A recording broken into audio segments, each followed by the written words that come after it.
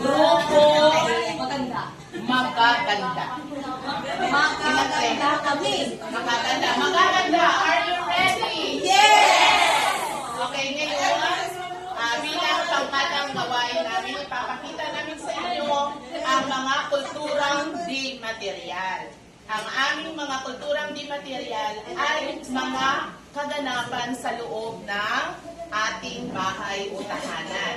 So ngayon, ang unang kulturang material ay ang pagdadasal. Okay, lights, camera, action. Kuya, nasa mga bata, hindi na kayo magdasal na tayo. Robot. Ito bang sa action? I just post my mom. Sa ngalan ng Ama,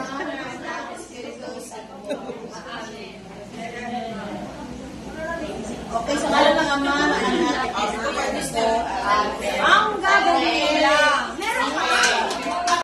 siya ay nagmamano sa mga matatanda.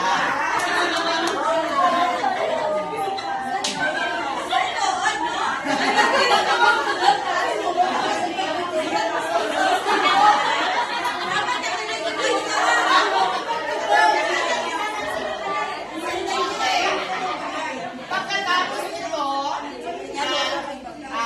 kumain na, nakahahanda na para bago matulog. Pero ang isang miyembro ng pamilya ay dapat magwawalis kung gabi para maging malinis ang loob ng kanilang silid kwarto.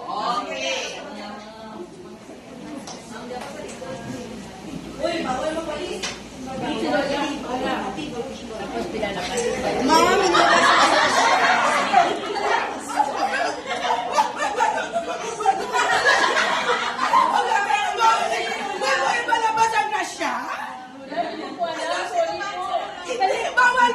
sa gabi.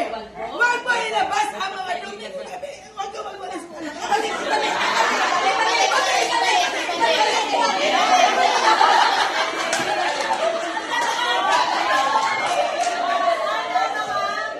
So, ang aming grupo ay on the spot na naganda pero sobra pa sa isang buwan na nag-ensayo para sa pagpapakita.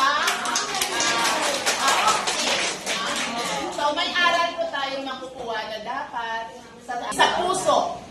At isagawa natin ang mga kulturang di material dahil hindi po ito mabibili ng kahit na mabibili ng pera, kundi ito ay isang kagandahang asal na dapat natin itaglay sa ating